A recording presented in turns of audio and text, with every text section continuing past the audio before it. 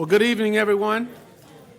I'd like to call our Monday, October 28th, Fayetteville City Council meeting to order. Welcome those who are joining us in the audience. Those who are also joining us remotely, we welcome you. At this time, Council, we always start with the invocation. We have our former colleague and PWC Commissioner Chairman now, Pastor Chris Davis, is coming to the podium. If we could all please stand as Chris prepares to pray. And immediately following the prayer, if we could repeat the Pledge of Allegiance. Thank you, Mr. Mayor. Let's bow our heads.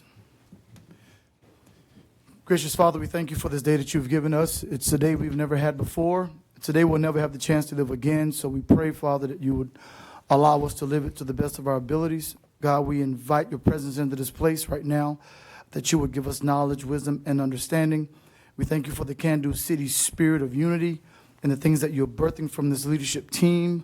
God, we pray that you would continue to bless our homes and our families and help us to realize that we live in the greatest nation in the world, the greatest city in the world, and the greatest community in the world. Continue to bless those who are serving abroad as they defend our nation, and bless those who serve our communities, both first responders, police officers, law enforcement, and those who work in the medical fields. God, continue to give us what we need so that you might be glorified by our lives. In Jesus Christ's name we pray.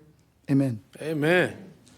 Pledge allegiance to the flag of the United States of America and to the republic for which it stands, one nation, under God, indivisible, with liberty and justice for all. Thank you, Pastor Davis, Commissioner Davis, Chairman Davis. Can you tell us a little bit about your ministry and yourself? Many of us know you, but... Mr. Mayor, Council, honored to be before you again. I'm the senior leader at Force of Life Ministries here in Fayetteville, North Carolina. We're a family-focused, community-driven ministry that works on leadership development. We work with the youth. Our location is 2415 Gary Street, and we're truly committed to the sustainment and the spirituality of this community, and we're just glad that we live in a place where our faith is allowed to grow, not simply in our adults, but in our youth. And so having sat where you're sitting, I know that this is a great city for faith walkers and for people who truly love God to be in. Well, we appreciate you, man. Thank you for the work you do for public service as well as in your ministry. Thank you, Mr. Mayor, Council. We continue to pray for you guys. Yes, sir. Thank you. Good to see you, Chris. So, Council, as we move to announcements, we also have Councilmember Thompson on the line. Councilmember Thompson, can you hear us? Yes, sir, Mr. Mayor. I hear you very well. All right. Thank you.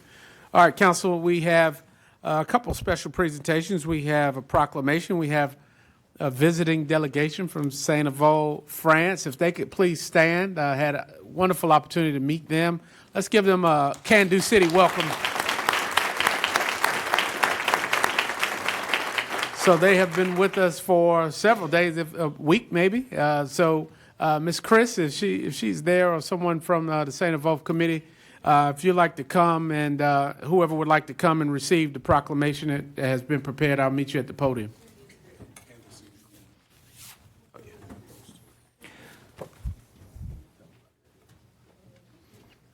Welcome, everyone. Come on up. Yeah, everybody come on up. Up to the podium. There you go. Whereas the City Council adopted Saint-Avold, France as an international sister city in September 27, 1993. Saint-Avold is the home of Lorraine American Cemetery, which serves as the final resting place for 22 North Carolinians who gave their lives for freedom and liberty during World War II. Among 22 is Private William Shaw, a son of Fayetteville, who lost his life September 12, 1944, near Nancy, France. And whereas over 31 years of this sister city relationships, many cultural and educational exchanges have been shared between the citizens in our two cities. And whereas the Fayetteville Saint-Avold Friendship Alliance was created in 2021 to further enhance and deepen the ties between Fayetteville and Saint-Avold, to reestablish the educational and cultural exchanges, as well as seek opportunities for business and economic exchange. And whereas The Fayetteville Saint of Old Friendship Alliance, on behalf of the City of Fayetteville, is honored to host 9 teachers and 3 students from Lacy Jean Victor Ponchette in Saint of Old from November 18th through the 30th, 2024, during which they experienced Fayetteville's Southern hospitality and learned about the educational opportunities and diverse and rich culture and history of Fayetteville. And whereas the bond between Fayetteville and St. Avold will further be strengthened and enriched by future opportunities for educational, cultural, and business exchanges. Now, therefore, I, Mitch Colvin, Mayor of the City of Fayetteville, North Carolina, on behalf of the City Council and more than 208,000 citizens, do hereby proclaim in Fayetteville on October 28, 2024, in honor of Fayetteville, NC, Saint Avold, France, Friendship Alliance. In witness thereof, I hereunto set my hand on the great seal of the City of Fayetteville to be affixed this 28th day of October, 2024. And welcome.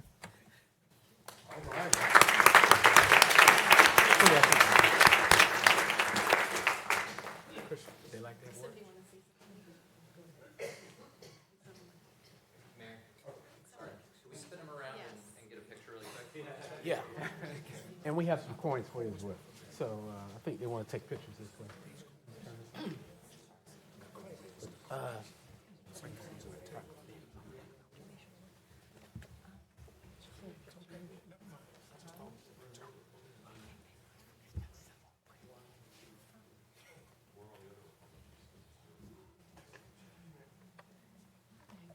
And in addition to the proclamation, we have prepared some of the city coins that we have prepared for each of you. So I'd like to also present that to you so you'll always remember us here.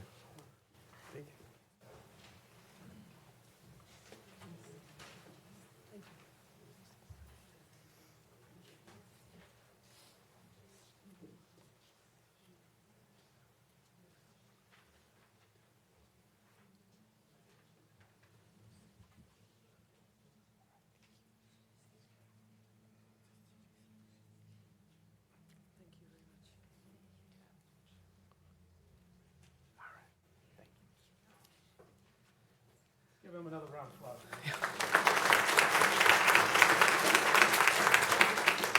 On behalf of all my colleagues, I would like to thank you all for your hospitality and generosity.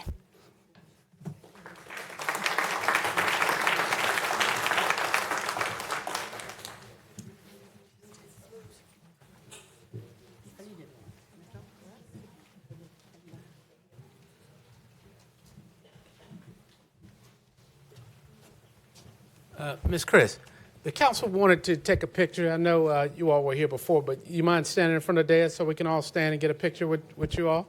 So that we could, yes, please, if you would. Sorry about that. Would the council stand in front?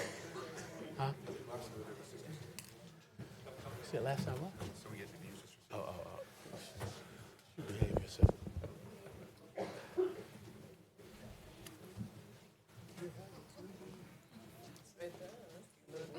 All right, all you vertically challenged folks, keep standing tiptoe.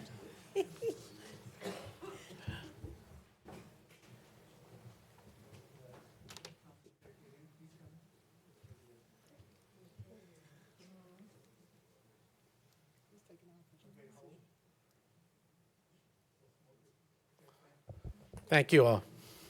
Thank you. All right.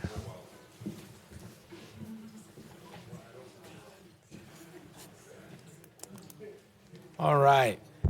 Just as we move into the next presentation, we are honored to have one of Cumberland County's own, an exceptional track and field star that went to the Olympics. We asked that Miss Quanera Hayes please come to the podium.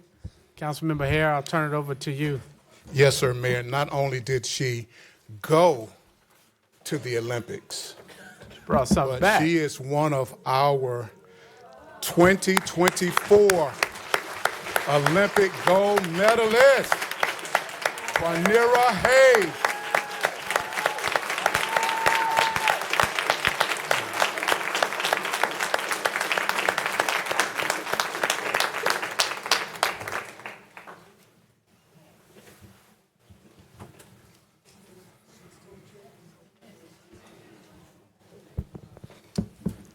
Come on close to me, Quanera.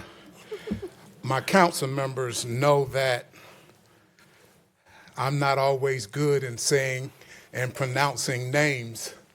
And so when I invited Quanera to come and be a part of my a part of my radio Facebook Live program, I tell you, I murdered it. I why I murdered helped her you out name, today. but we finally got it together.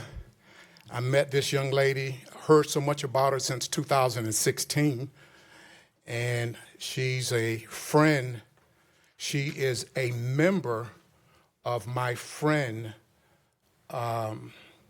Apostle Melanie Rouse at Powerful Praise Ministries in Hope Mills. And this young lady, one thing that I love about her is that she's not afraid to let people know that she loves the Lord and that she has a relationship with him. And when they were over in Paris, I got a beautiful story. See, is he still here? He left. Okay, Chris left? Okay. Our very own former member, Chris Davis, his wife, Demetrius Davis, was one of their coaches and one of their uplifting spirit. And they were having Bible study and Bible school. Hallelujah. I'm going to tell you, I'm just who I am. And wow, it was so fantastic to hear that all the way over in Paris. So it is indeed an honor. Come close to me, honey. Come close. It is indeed an honor that on behalf of our mayor, Mitch Colvin, on behalf of my colleagues, my fellow council members that you see here, that and the citizens of Fayetteville, that we give you our city key, and coin is proudly presented to Quanera, right? Quanera, yeah, you're working on it. Quanera Hayes, in grateful recognition of her devoted efforts providing exceptional leadership on behalf of track and field in our last Olympics. And I will let her tell you where she won her medals, because I think I have said 3 or 4 different track and field positions. So Quanera, on behalf of our mayor and my city council colleagues, the citizens of Fayetteville, this is for you.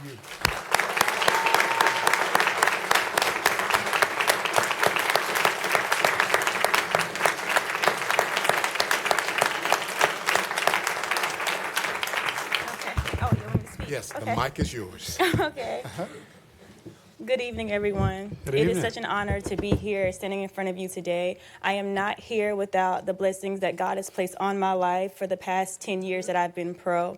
I have received numerous of medals and been to many of major championships, two Olympics, and my first one didn't go as well, but I walked home with the gold on this one, and it's truly because of God.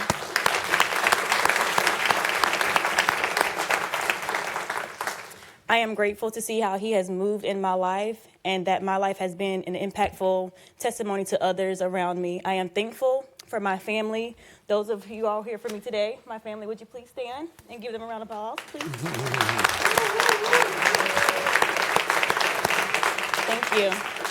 It is because of their love, their dedication, and their most importantly, their support that I have been able to just excel on and off the track. It is because of them that I am the woman that I am today, and I give great honor to have them a part of my life. And as I continue my journey, I am proud, very proud, to represent the city of Fayetteville, North Carolina. Thank you.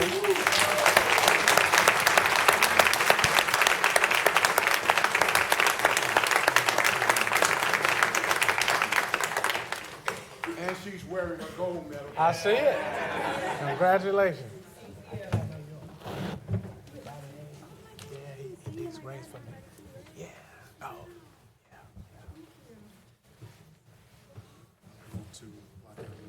She's so tall, she makes me look taller. Oh, yeah, come on up, baby. Oh, yeah. To a 6-year-old son, and I homeschool him as well. Oh, wow.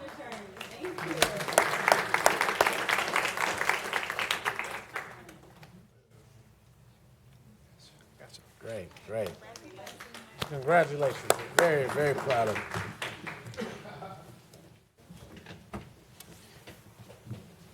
Thank you for that, Councilmember Hare and Ms. Hayes and your family. We are very, very proud of you.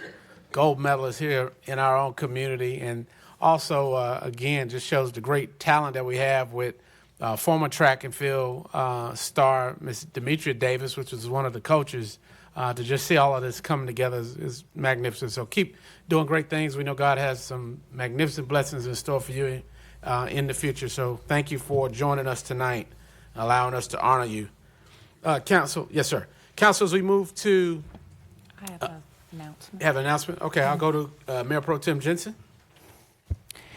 Thank you, Mr. Mayor. So I have done this every year, so I guess it's become tradition. So today is Ohi Day, which is no day in the Greek culture.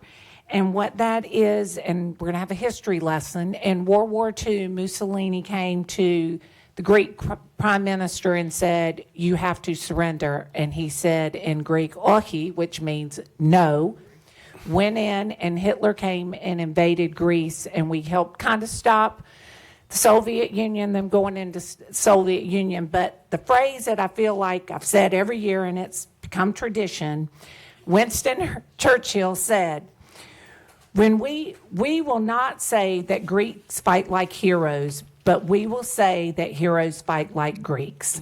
And that was the premises of Ohi Day. So to my culture, Dino, happy Ohi Day.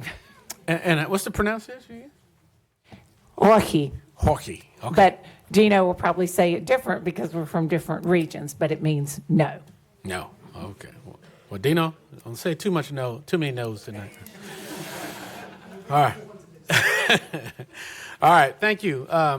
Certainly, we continue to welcome the diversity that we have in this community. So thank you, Mayor Pro Tem Jensen, for that history lesson. Council, as we move to the next item, City Manager's Report, Mr. Hewitt. Thank you, Mayor and Council. Would like to say that the City of Fayetteville continues to support our neighbors to Western North Carolina impacted by Hurricane Helene. Our USAR teams are home, but our public services team is still out west, I think in Hendersonville, supporting rebuilding of that community. And we look forward to welcoming them home as well soon. Another council member may have said it, but also like to remind the public that we have a Veterans Day Parade this Saturday, starting at 10 a.m. in downtown Fayetteville, and we'll encourage everyone to attend if they're able, and just say thank you to all of our veterans on council and on staff as well for your service. And that's all, sir. Thank you, Mr. Hewitt. Council, moving to item 6.0 is the approval of the agenda. Can we entertain a motion by way of our SURE system? Councilmember Hare, is there a motion to approve? So moved, sir. All right, is there a second? Councilmember Banks McLaughlin, I think, is second. Any discussion on the motion? All right, Council, I'll look to you for your votes. Councilmember Thompson. I'm green, man. All right, Madam Clerk, that is unanimous. Motion carries. Moving to the items of consent, 7.0A. Councilmember Hare. Thank you, Mayor. I would like to pull item 7.0A4 so that it can be presented, the public can hear it, and then we can move forward with an up or down vote. All right, so is that a motion to approve with the exception Motion of to 7. approve with the exception of 7.0A4. Okay. All right, there's a motion to approve with the exception of 7.0A4, seconded by Councilmember Green. Any discussion? All right, council, I look to you for action on that motion. Councilmember Thompson? Green, Mr. Mayor. All right, thank you, sir. Motion carries unanimous. All right, Councilmember Harris, 7.0A4. Yes. Okay, whichever staff is going to present this item, I would like for them to come forward. As they are coming forward, just want to give a thumbs up to the Seabrook Broadell Homes, the Broadell Homes community, and our leaders, which I think I saw one of them this evening. Great community watch. The Broadell Homes community goes all the way back to 1951. Even the home that I live in was built in 1953 for a very, very strong black community. Beautiful home still today. And sir, take it away and tell us what all of this is about and what our next move is. Sure. Good evening, everybody. My name is Nelson Soriano. I'm the Neighborhood Engagement Manager for ECD. And since I've been here, the efforts of the community, like you were saying, Broadell community has been awarded a grant to get it placed on the national list for her historical places. Yes, sir. And we have been awarded. And now the next steps for that is to secure a grant writer to go ahead and to write the proposal for us to be placed on the national list. That's pretty much it in a nutshell. I got you. That's a lot. And I see Miss Cynthia Leaks back there who championed this effort. I wanted to give her a round of applause. So we thank you for that information. Thank you, Ms. Leak, and all of the other members of the Neighborhood Watch and Councilmember Hare. You know, this is close to me. I grew up in 1917 Stanberry, right behind Ms. Leak's house. So she walked out her back door to go to the house we grew up, but it's definitely a lot of history, so I look forward to what this entails. Can you speak to that a little bit about what this means to be added to the National Registry? Yes, sir.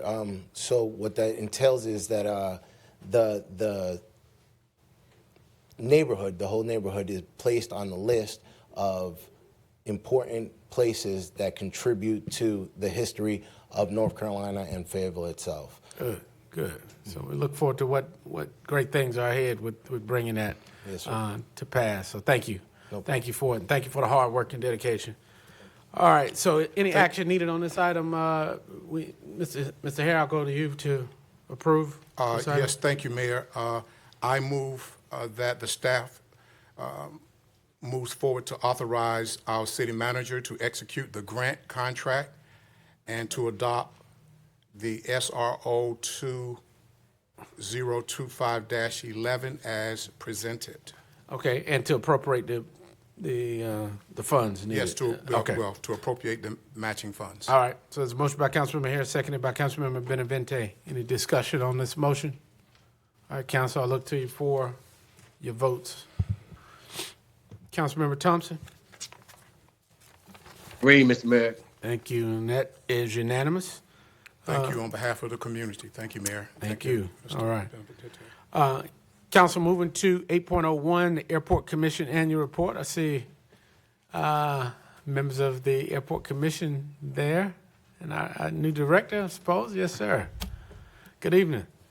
Good evening, Mr. Mayor, members of council. So I'm Andrew Lagala, the new airport director, and I'd like to introduce Ninesh Mehta with our Airport Commission. He's our chairman, and he'll give the Airport Commission annual report. Good evening, Ninesh. Good evening, everyone. Good evening, Mayor, City Council, city staff, commission members, as well as citizens.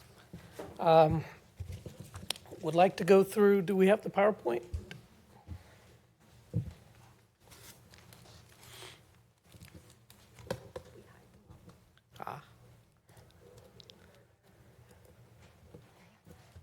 Perfect.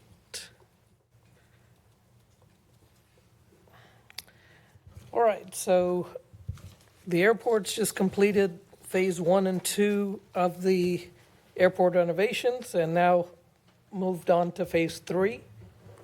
The airport, as everybody hopefully has come out to see, is a nice attribute to the city and ready to welcome passengers as they come through our city.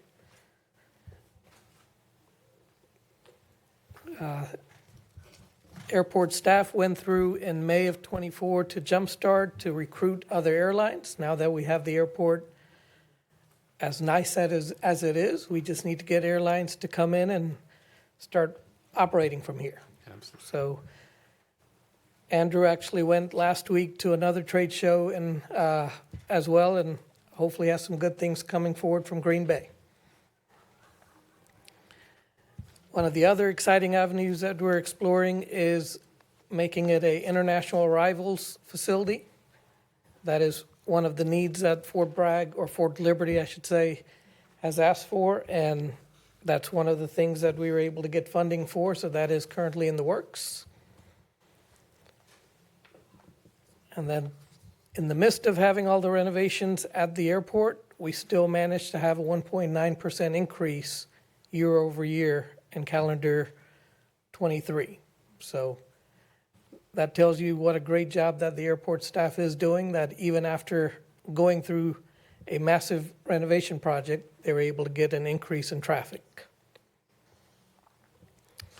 Then other ideas that the airport is working on is master plan updates, obviously recruiting the airlines, attracting additional aeronautical businesses to come use the airport, local community engagement. They did hold one of the ACE Academies again this year as well, and that was one of the greatest things to attract our youth to come and learn about aviation. And we're one of the few airports in the Southeast that actually held a program as such. And then another avenue is we're trying to incorporate local art in the terminal by going through and working through the Arts Council with K through 12 and higher education to bring art into the airport and showcase what Fayetteville has to offer. Short and sweet, but that's it. Any questions? No questions, just comments. You know, I really commend the hard work that's been done at the airport. Previous interim director, Dante, new director, and the commission. Seen a lot of progress out there. You know, this has been a priority and a conversation piece for a long time with the council. You know, personally, just seeing the progress that's been made with the beautiful renovations, now the addition of the international clearance location. So I know good things will come. So I just, you know, want to give you encouraging word that I'm very appreciative of it, and we know that this will continue to grow and do great things. So thank you. Yes, sir. Thank you. Council, any other questions for the airport? All right. If not, we can get a motion to receive the report. All right. So go to Councilmember Davis, his district, seconded by Councilmember Banks McLaughlin. Any discussion on the motion? All right, Council, I'll look to you for action.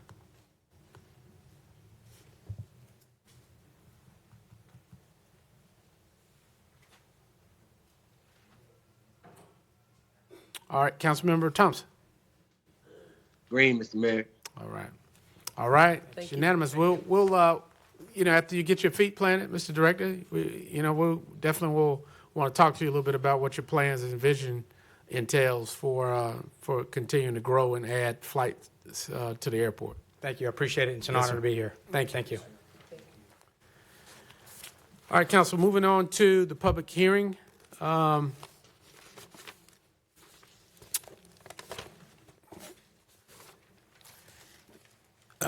Council, as we move to the public hearing, individuals desiring to speak. Mayor Coven? Oh, quarterly report, moving too fast, 9.01. My apologies. How did I leave you fellas out? Yeah. All right, good evening. Good evening, Mayor. I sat down right quick. So moved to accept, Mayor. That's really fast. All right.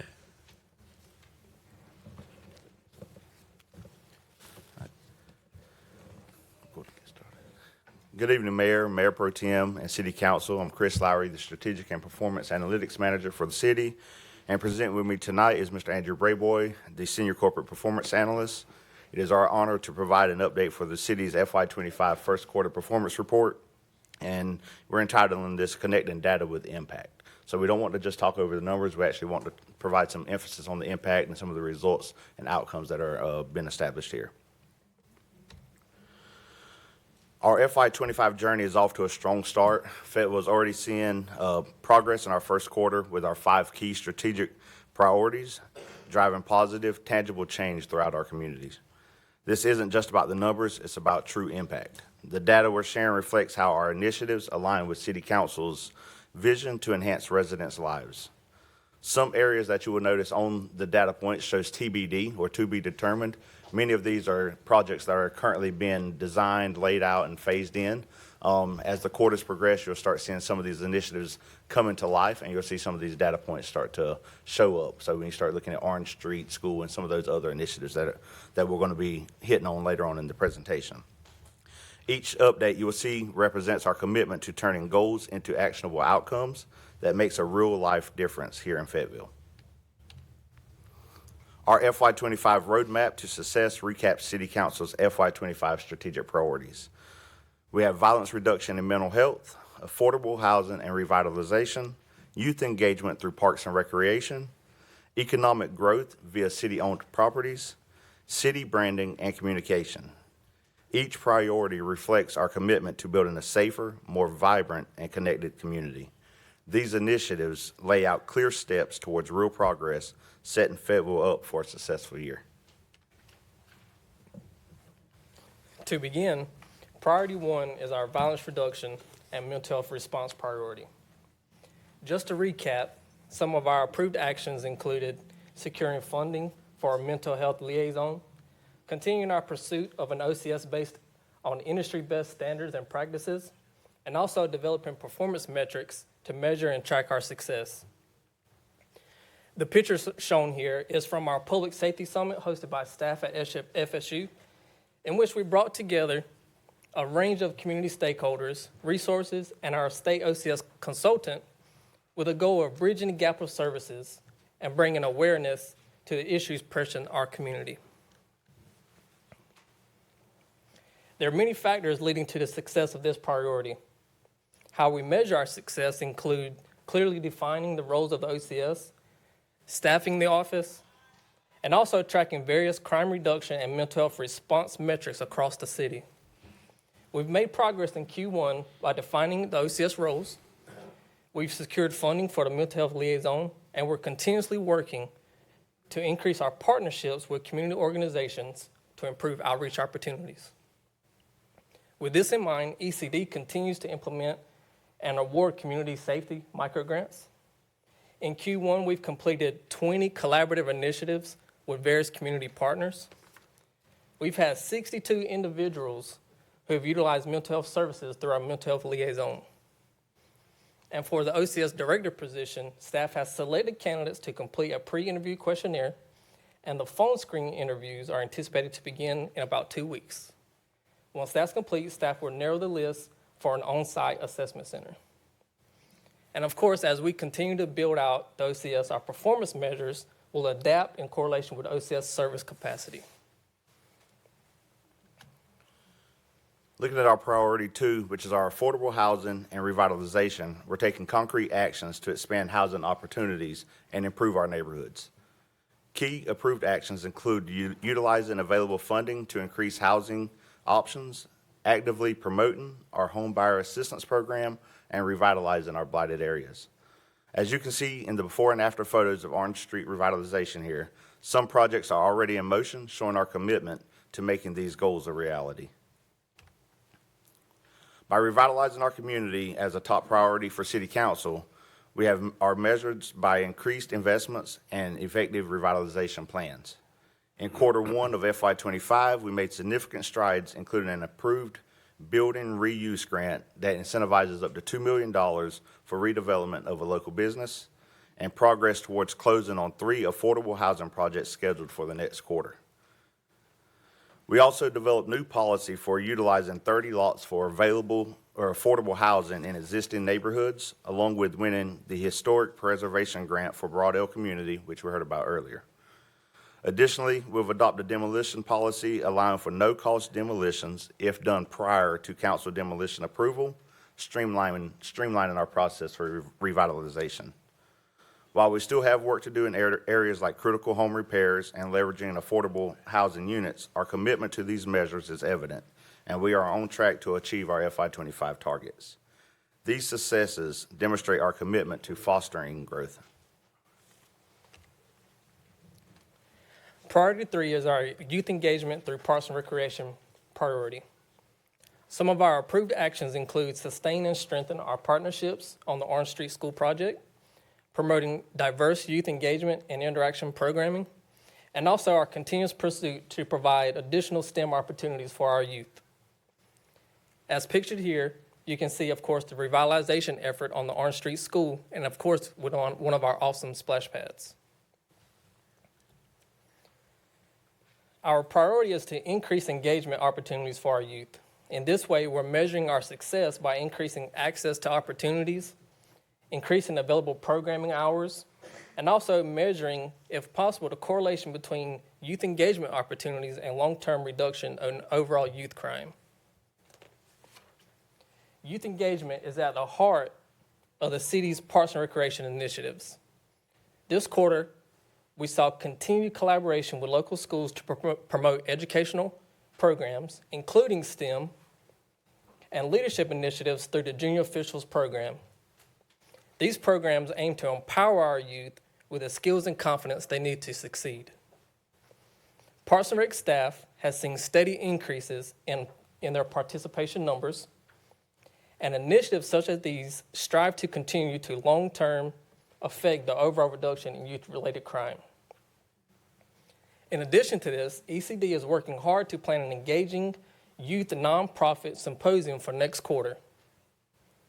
For this priority, ECD also has developed a project to replace parks equipment for low-income neighborhoods.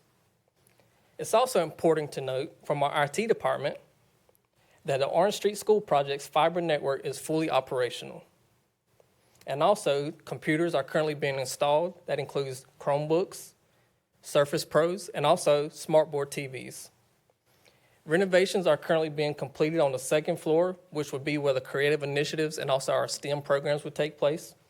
And also various first floor automation technology should be completed by early November. In reviewing the priority 4 action plans, we see approved actions that are laying the groundwork for future development. Key initiatives include creating a comprehensive database of surplus real properties and utilizing GIS mapping to uncover enhanced development opportunities. Additionally, we are identifying unbuildable and landlocked lots to better assess our available resources. These efforts are critical to optimizing our land use and driving economic growth in Fayetteville. City-owned properties present a unique opportunity for Fayetteville to enhance economic growth. We are developing a comprehensive database of surplus properties that will enable potential developers to leverage GIS tools for exploration, similar to the map that you see here on the display. Staff has already researched and prepared a standard operating procedure for identifying and selling any surplus properties, and also a surplus list has already been established. While GIS mapping is refined and our surplus property web page isn't currently active for residents to see at this point, we are on track to provide these updates in the Q2 report. Additionally, through ECD, we have issued RFPs for private developers to create affordable housing on our city-owned lots. This strategic approach not only generates new revenue by returning assets to the tax rolls, but also ensures sustainable growth and maximizes the value of the city assets. Our final priority is our city branding and communication priority. Just to recap, some of the approved actions include neighborhood engagement strategies, making Fayetteville's brand distinct, sharing the city's signature stories, and much more.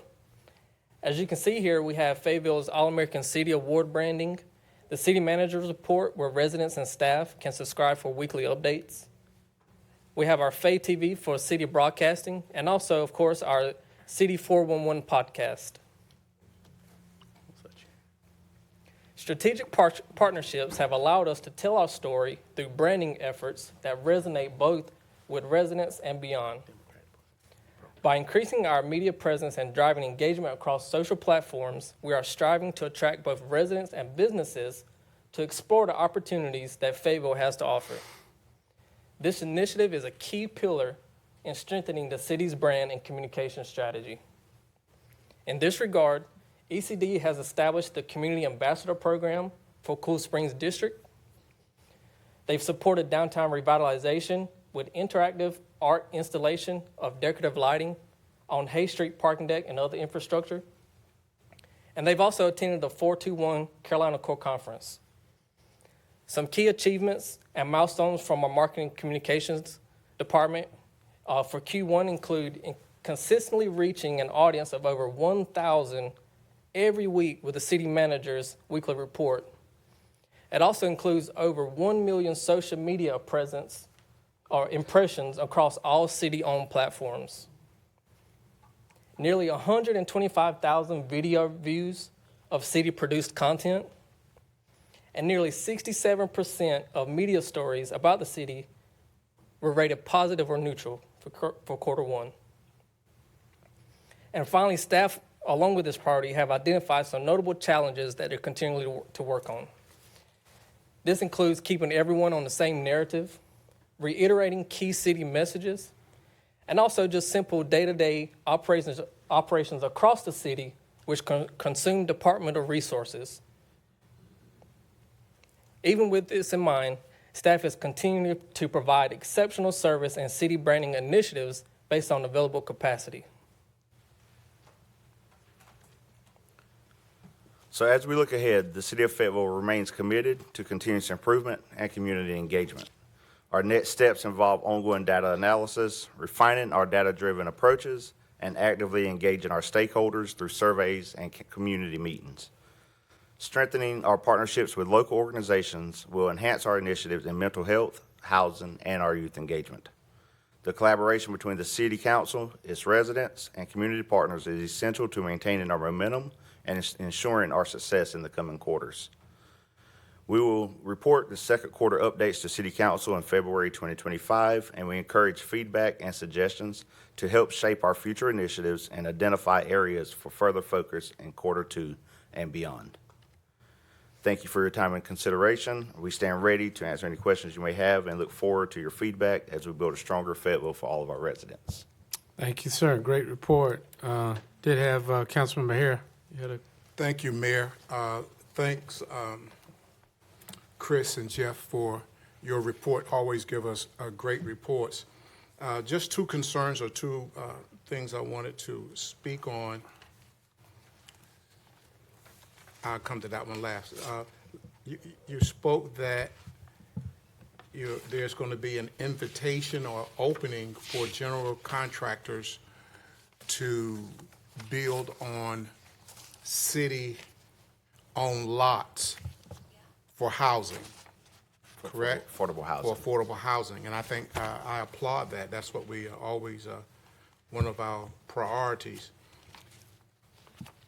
With that initiative, do they come with some forms of incentive packages that we'll, that we're using with this to try to help bring them to the table, waiving this, waiving that, pay less of this, less of that? I mean, whatever the scope could be.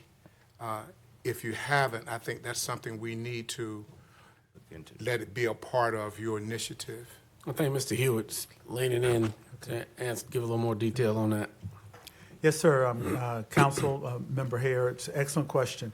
As you know, we also have our Home Buyers Assistance Program as well that not only benefits folks for existing homes, but also any new homes that are built. I think the direction we were taking was we were going to issue an RFP for some of those properties, and I was looking for Chris Cawley. He must have stepped out. But we can definitely get you some additional information on that, and I think the city attorney mentioned that the website that we were talking about is going to go live on after November 4th when we show council. After November 4th. We want to preview that with council at your work session. Yes. So we'll be able to provide that additional information as well for you at your next meeting. Well, I look forward to that, especially when we start talking about incentives and getting those that actually do the building, get them to the table and making them aware. So I look forward to that. Your other item you said, and I did not see a page that stated the no-cost demolitions.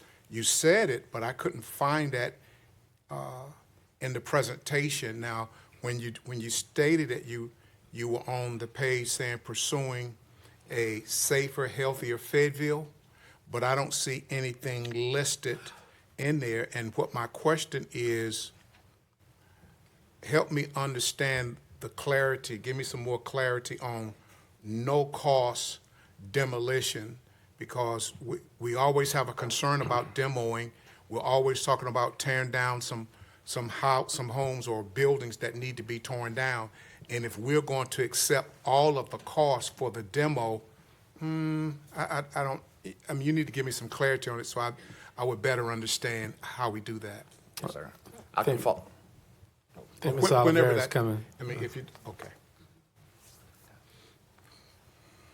Good evening, Mayor and council members. Kelly Oliveira, Assistant City Manager. So clearly there's going to be a cost for demolition. ECD, as you know, has some funds from the federal government that we could use for demolitions. And so we have a new policy in place that says if a homeowner or property owner comes to us before the property makes it to the council-approved demo list, we would be willing to use those federal funds to demo the house and not have any type of lien or assessment put on the property. If it goes to the council-approved demo list first, then it would be the same as if we use general fund dollars, and whatever the cost to demo that residence or building is would be an assessment or a lien on the property. So if the resident gets to you in advance, Yes, sir. he or she can have their home torn down, demoed, with no cost to them, and we, the city, we pay for that. Yes, through using funds from CDBG and HUM. Okay. Now, my next question with that, Mr. Manager, Miss City Manager, there was a concern when we were having these discussions earlier that we ran out of funding to do the free demoing. So does this change? No, sir. There's That something is- different? Okay. That is not an unlimited pot of funding. No, sir. It is, we provide the annual action plan to HUD every year that spells out how much we're going to put in each pot. We present that to the community as well as to you guys, and then HUD approves it. So it is limited. Okay. So my last question, because this demo thing it's been a concern of ours. So does that have anything at all to do with any of the properties that we have already demoed and we're trying to recoup the funding for the city or not? So anything that is already on council's demo list that has not been demoed now, there would be an assessment or lien placed on the property, regardless of the funding source that pays for that demo. Okay, all right. Thank you. Thank you, Mayor. Thank you. All right, council, any other questions? If not, do you all need the report received? Or is this? Yes, sir. Okay. All right, council, I entertain a motion to receive this report. All right. All right, so Councilmember Green, is that a second by Benavente? All right, so there's a motion by Councilmember Green, seconded by Benavente to receive. Any discussion on the motion? All right, council, I look to you for action on this.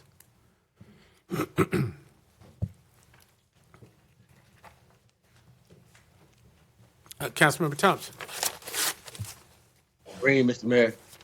Thank you. Motion carries unanimous. Thank you, guys. All right, thank you. Appreciate that. You have a good night. All right, you as well. All right, council, moving to the public hearing. This time we are preparing to hold the public hearing where the city council formally seeks your input. Individuals desiring to speak in the hearing must have signed up to speak with the city clerk by name and address prior to the start of tonight's meeting. We'll begin with the staff presentation, then we will move into formal hearings. 15 minutes will be allowed for those in favor and those opposed of the item listed in the hearing. Individual speakers are limited, however, to 3 minutes each, unless by previous arrangement a single spokesperson is designated in which case the spokesperson may use the entire 15 minutes. When the city clerk calls your name, please come to the podium. Please clearly state your name and address for the record. You may then begin to address the council. When the light changes from green to amber, that means you have 30 seconds remaining, and the timer will ring at the end of your allotted time. With that, I'll turn it over to you, Mr. Harmon. Thank you, Mr. Mayor and members of council. The first item we have tonight is a rezoning request. This is a straight rezoning. They are asking to go from a single-family 10 to a mixed residential 5 district.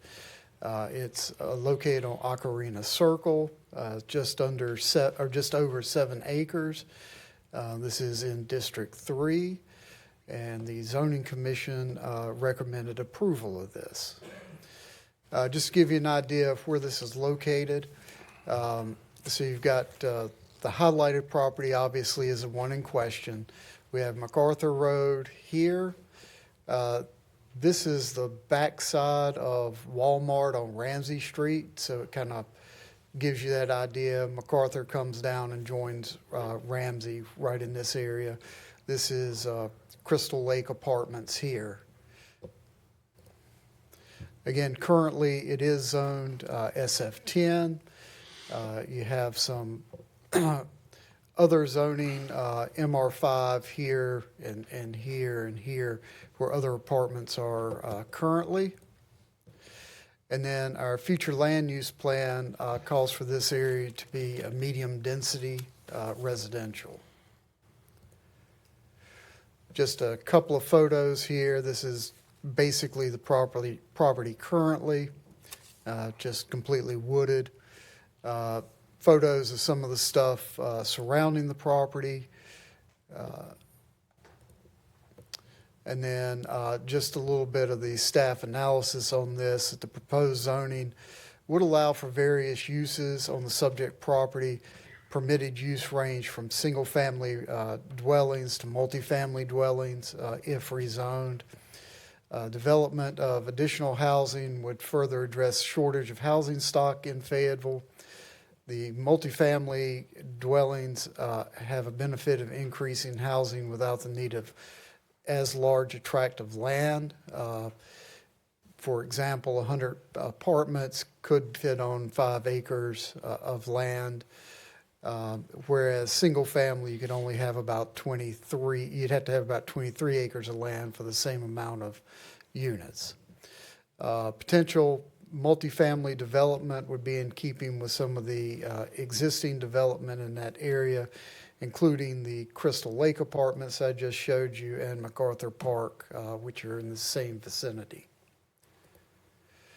The Zoning Commission and planning staff have recommended approval of this map amendment. We felt like it is in keeping with the future land use plan and the Unified Development Ordinance. That the uses permitted in the proposed change and those standards for this proposed district would be appropriate for the immediate area, and that there are no other factors that substantially affect public health, safety, morals, general welfare.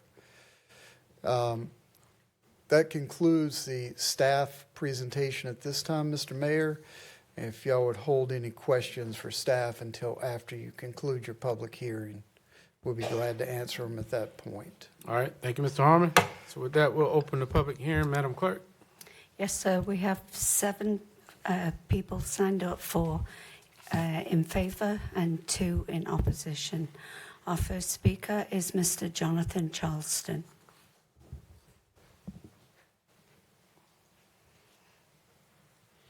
Good evening, Mr. Charleston. Good evening, Mr. Mayor, City Council. The other speakers that are signed up are yielding their time to me. Do we need a motion or anything like that? I don't think so. Okay.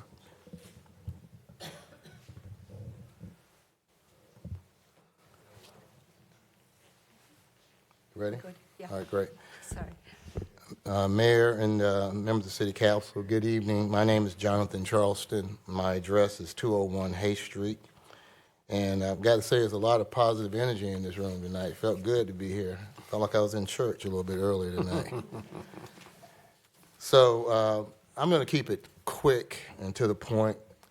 The professional staff essentially laid out what the argument is. This property is appropriate for rezoning for a couple of reasons. One, it fits the city's priority for revitalization. This land has been vacant for about 10 years, and everybody knows what vacant land is at risk of. You know what happens when land sits vacant for a while. The other priority of the city that this project addresses is the need for housing in the city, housing units that are affordable. It fits into that category. The reality of it is that this project that's being contemplated fits neatly within the MR5 classification. As you know, the zoning classification that in the future land use plan for this area calls for medium density, and under the standards, low-rise units fit neatly within that qualification. And this particular site, as you can see from the rendering here, is 3 units or less. Under the statutes, anything 3 units and below is considered to be low-rise units. There's nothing that was brought before the Zoning Commission that addresses significant adverse consequences if this site is rezoned and this project is developed. The one thing that we heard that was consistent at the Zoning Commission was traffic. And I'll be quick to point out there's actually 2 ways in and out of this site. One way is directly down the street that the site sits on, and the other is to access the MacArthur Road through the adjacent roadway. So it's actually 2 ways in and out of the location. So again, you will hear more than likely discussions about traffic being one of the big concerns for this area. But what we believe is when you compare this thing apples to apples, there's a significant benefit to the development of this site, rezoning of this site to MR5. And so what I would like to do at this point, Mr. Mayor, is to reserve the balance of our time and allow the opposition to make their presentation to City Council, and then we like to have the balance of our time to rebut anything that they might say that we believe needs to be heard by City Council. All right, Madam Attorney, you have your light press. Yeah, thank you, Mayor Colvin. I just advise the clerk to call out the names that signed up and just have them confirm that they're yielding their time so we don't pass anybody over that would like to speak. Okay. So those that were in favor, okay. All right. So Madam Clerk, would you like to do that real quick? Yes, sir. Mr. Jerry Wood, Mr. George Rose, Mr. Richard Fox, Mr. Sanchez. Mr. Mayor. You're Mr. Wood, sir? I'm sorry, yeah, Jerry Wood, 305 Shawcroft Road in Fayetteville. So you're not yielding your time? I was just going to say we appreciate that recommendation, and thank you all for your service, and we would appreciate your support in this rezoning. Okay. Thank you, sir. All right. Madam Clerk, you have it. Who'd you stop at, Mr. Rose? Yeah. George Rose, I'll yield my time to Mr. Charles. Okay, thank you, sir. Mr. Richard Fox. Thank you, sir. Mr. Sanjeev Dalvi.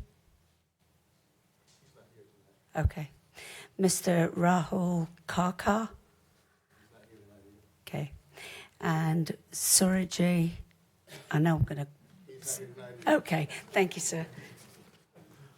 All right. That's it, So, Madam Clerk, I think the record shows that 11 minutes, 53 seconds remaining for the proponent's time. So with that, if you could call the next name of the opposing party. Yes, sir. Miss Teresa Rodriguez Tatro. Good evening, Ms. Rodriguez. Hello, sir. Tatro. I yield my time to Miss Christine Main. Okay.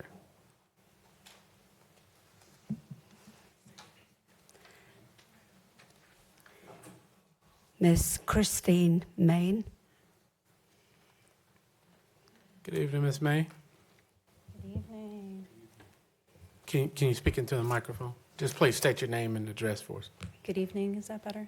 A little bit. My name is Christine Main, M-A-I-N. I live at 4236 Deadweiler Drive in the city limits. Thank you to Teresa for yielding the time and to see if other neighbors are here. Some folks couldn't make it. They were going to be watching online. Show of hands. Thank you.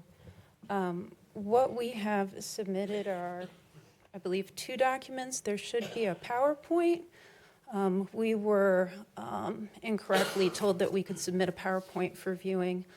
We found out that that was incorrect at the last minute, but it has been made available to you, so I was going to take a moment to go through that, and then additionally another document to go through, because I know it's hard to see it. This was done collectively with the neighborhood. Essentially, we are here as the neighborhood of residents that use Deadweiler Drive, Kent Street, and Sussex Drive collectively to say that the proposal for rezoning to MR5 is incompatible with our neighborhood for a variety of reasons. And regarding the PowerPoint slide, the definition of MR5 by the UDO is very broad as compared to certainly any definition for zoning classifications. What is currently zoned for that lot is SF10, which does allow for a variety of uses beyond 1 acre to 1 house or 1/2 acre to 1 house. It actually allows for a variety of things.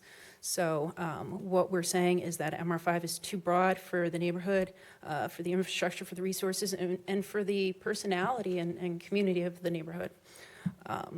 Looking at the overall area for where we fall under District 3 and District 1, we're saying that there are several apartment complexes, several MR5 zoned areas, and so the notion of squeezing one in to a 6 to 7 acre lot, which feeds only onto MacArthur, right? Deadweiler, Kent, and Sussex, and MacArthur make a rectangle. There's no other directions to go for traffic. Everything feeds onto MacArthur. So that does make us distinct as a neighborhood, and putting in an apartment complex, 5 3-story buildings at 120 units total with 261 parking spaces is what is proposed.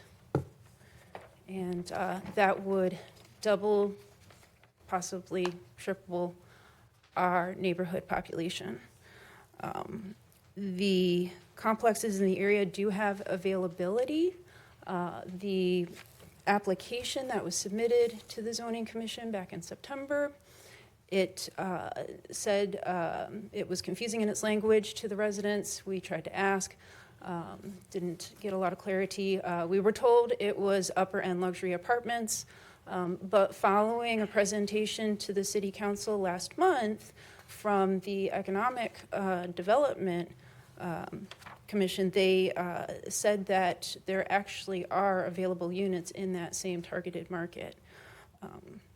So again, slides showing the different identified apartment complexes that are already in the area. Some of those were built prior to the comprehensive future land use map and plan. Others are looking at a phase 2 additional development. So I would offer that up.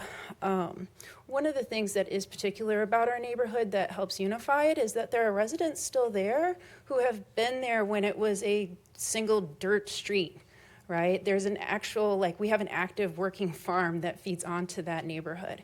And so there really is a distinct personality, and the neighbors really are familiar with one another and spend time with one another. That's something that we would want to point out, that we would really risk losing with a rezoning to MR5 with such a large complex, right? When we're doubling or tripling the population of the neighborhood. One of the other concerns that we have with the idea of rezoning to MR5 is that our experiences with the neighboring MR5s already have been very bad. And we've not had a lot of guidance or direction for recourse. So for the folks that live on Sussex Drive, where the property butts up against MacArthur, there is fencing that's been downed. They have made attempts, we've made attempts to get that repaired, and have been told that it's the responsibility of our residents, our neighbors, to fix that. And that's failed attempts at making contact with the people who own the apartment complexes, whether that be in North Carolina or Texas, or it was the city inspector telling us that we had to fix it. From my property at 4236, it is actually two lots, one on top of the other for a long skinny rectangle. So the back end of my property butts up against Crystal Lakes. I have, in the years that I've been there, repeatedly had to clean up trash because it butts up against the parking lot. And when I say trash, I don't just mean, a hamburger wrapper. I'm talking about beer cans. I'm talking about drug paraphernalia. I'm talking about diapers.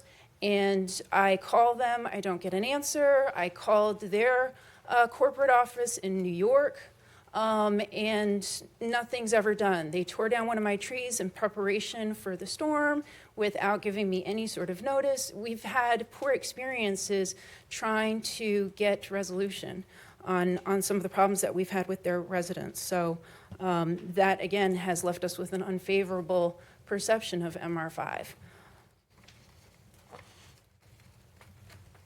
Additional slides talk about, we'll show you pictures of the fencing that needs repair despite our attempts.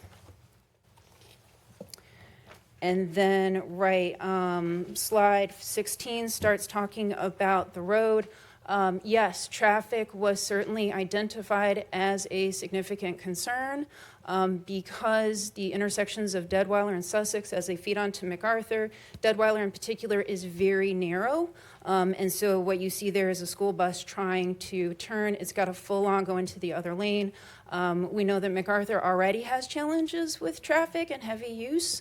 And MR5 in this proposal specifically feeds onto Deadweiler, and so it's only going to exit onto MacArthur through Deadweiler or Sussex. We're looking at a bottleneck. We're looking at compounding the traffic that's already an issue.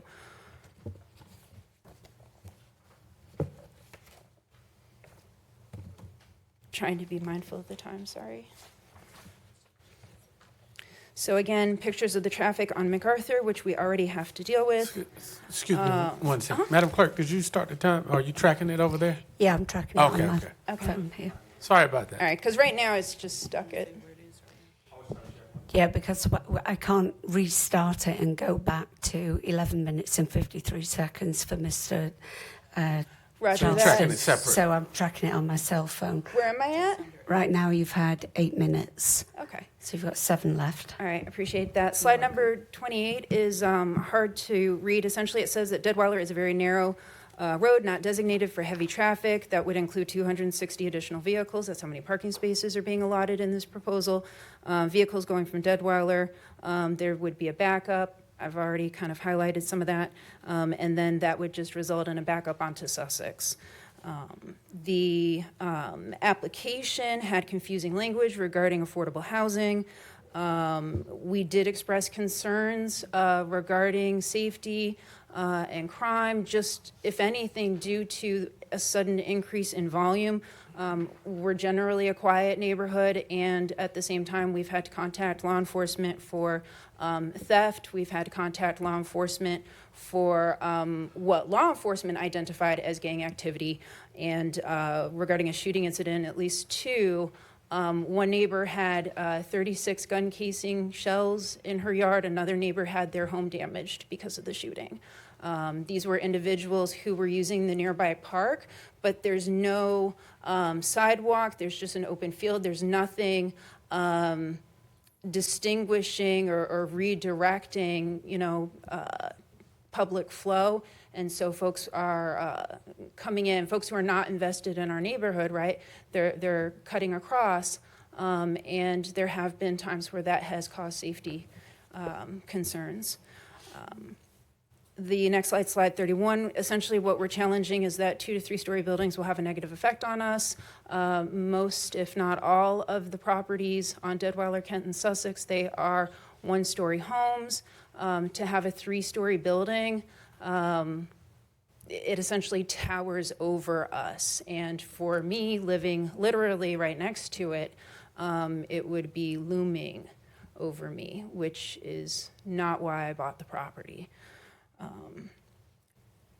And the thing is, I would just reiterate, is that the current zoning as FF10 is in line with the neighborhood and does allow for a variety of housing options, which I would submit is, again, in support of the housing initiatives that were put out in the September presentation and repeated when I spoke with the Economic Development Office earlier, that having a variety of housing options, it can be done in SF10, can accommodate for that. So while housing 120 people, one person could say it would take 120 acres to house 120 people, you can also house 60 people comfortably. You could house a lower number of people comfortably, offering more variety with the housing options, which would fill a gap for the housing choices that we know are trying to be addressed. How much time? You now have 3.5 minutes left. Oh, okay. All right. So I will change gears and slide over to the other presentation, the packet that was provided for you, and essentially say that I went through it and using the justifications that were provided in the site proposal regarding how it met the future land use map and plan, we are challenging that and saying that MR5 is too broad of a definition. There are some pictures available for you, including a site plan for what that would actually look like. And we've also included, a letter of the appeal. Our concerns exceeded, we had concerns beyond traffic and safety. Or rather, when we speak about safety, I use well water.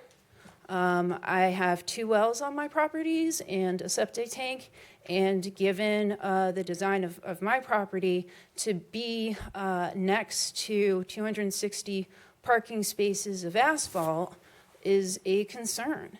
And because I sit behind another house, no, I don't know that the city could get water down to me, but to be honest, I grew up with well water. I like well water, and I would like to keep my well water. And not risk losing water because there's now this massive impervious surface because of parking spaces and buildings, amongst other things. The Zoning Commission, when we presented our concerns at the legislative hearing in September, voted 2-1 in favor. We learned the process to appeal. We've come together as a neighborhood to appeal. And would offer up, we were waiting to see if agenda minutes were going to be published from that. We haven't seen them yet, and apparently the meeting was canceled, but we did want to get a look at that. I would say that the information, part of the concern that the neighbors had is that the information presented in the original site proposal application appeared incorrect or misleading. So for example, it cited that the average traffic count was approximately 10,000, and per our conversation with NCDOT, because MacArthur Road is managed by NCDOT, it actually is much higher than that. It hasn't been 10,000 in 10 years, based on the information that NCDOT, the senior engineer, gave to us. Other things highlighted there, and I certainly wish that I had more time to answer questions, but we'll use the rest of it for an additional rebuttal. You have 30 seconds. Right, and there's a map that was provided. So this is actually something that we printed off that came from NCDOT. that again shows the daily traffic count for MacArthur, which we are completely dependent on. And in 2014, it was 12,000. So at no time in the past 10 years has it ever been 10,000. And in fact, more recently, depending upon MacArthur, you're looking at 13,000 and 20,000. I'm sorry, ma'am, your time is up, but thank you. Thank you. All right. Sir? Is there time allowed to be reserved for rebuttal? Yes, but the time has expired now, so. No, I know. I'm talking about even that. I guess when I was listening to the beginning of the hearing, we read off that statement about what people can and can't do as far as reserving time for each other. Is it true that people ahead of time let the city clerk know that they were going to be giving the time up to one person? Did you get advance notice? No, I don't. I did not get that notice. So I'm trying to prior the meeting. understand then if the requirement said that ahead of the meeting you have to give that notice. Well, there's 15 minutes per side, and so generally, considering it's a legislative hearing, we allow the 15 minutes per side to give everybody a chance to speak. Right, and then it also says that unless a single spokesperson is designated, it didn't say. When are they supposed to be designated, though? Yeah, it didn't say that. What does it say? Yeah, it says 15 minutes will be allowed for those in favor and those opposed to each side. Individual speakers are limited to 3 minutes each unless by previous arrangement. A single spokesperson is designated. Was a previous arrangement made? That could be amongst themselves. It doesn't necessarily. I was going to say, it sounds like Yeah. They agreed to do it. applicant and the parties that wanted to speak for, they made their arrangement ahead of time. And that's why I had the clerk go through just to make sure we didn't miss anyone. Okay. All right. So with that, we still have 11 minutes and 53 seconds left. Mr. Charleston, did you wish to continue your time? Mayor and Council, I'll just be very, very brief. As you know, one of the most fundamental and treasured principles in our country is that property owners can develop their property to its highest and best use, provided that those proposed uses do not have a substantial adverse effect on the community. The potential development that we have here is locally owned. I want to make sure that folks understand that 3 local businessmen are developing this site. The professional staff has indicated that there are no factors that will substantially affect the public health, safety, or morals, or general welfare of the area. And there are no other adverse effects, not even if you consider the effects that you have to look at if this were a special use permit. There's been no allegations that there be any odors, noise, glare, undue impacts on adjacent lands, deterioration of water or air resources, wildlife, and the things of that nature. What we would simply say, ladies and gentlemen, is that to the extent that there are traffic or other issues affecting this proposed project, all of this will be considered through the city's normal development process, which is a very rigorous process, application process, where approvals by the city and other relevant agencies such as DOT, PWC, and Fire will be considered. So having said that, we believe, again, that this project fits neatly within the priorities of the city, that being revitalization, that being the creation of affordable units. And we respectfully ask that you approve the applicant's request to rezone the property to MR5, which allows for low-rise apartments, multifamily in the zoning classification. Can answer any questions that anybody might have about this. All right, Councilman Benavente. Thank you, Mr. Mayor. My first question is actually going to be for city staff. Mr. Harmon, meeting minutes from the first zoning hearing, have those not been created just yet or published just yet? There are draft ones. I was unaware that the neighbors were looking for those, but there are draft minutes. They haven't been officially approved because we hadn't been back to zoning commission yet. Can you just make a note at some point to either provide, you have some contact information for those folks, those draft minutes, please? And then city attorney, thank you, Mr. Harmon. Actually, I have one more question for you, Mr. Harmon. I apologize while I have you, as opposed to going back and forth.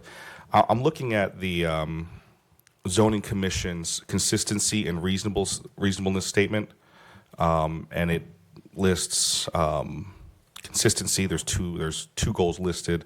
Then it says land use policies and strategies, and it lists a number of LUPs, land use policies. I'm assuming is what that LUP stands for.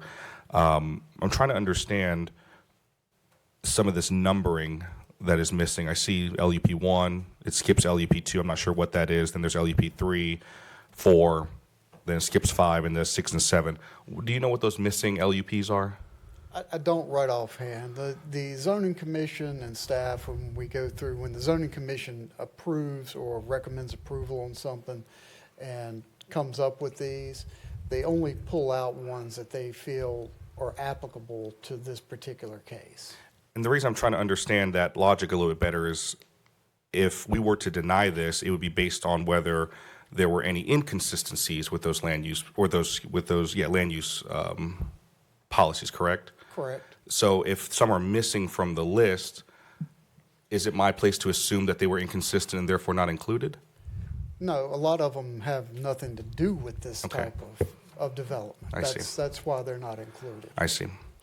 And thank you, Mr. Harmon.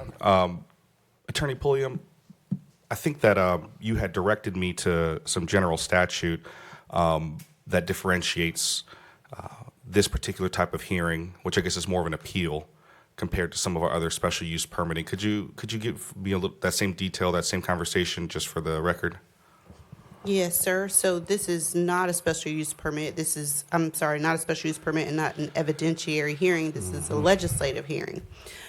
For the map amendments, what we commonly call rezonings, the statute only requires that the planning, or in our case, the zoning commission, review the development for consistency with the future land use plan, the comprehensive plan, and any other applicable plan.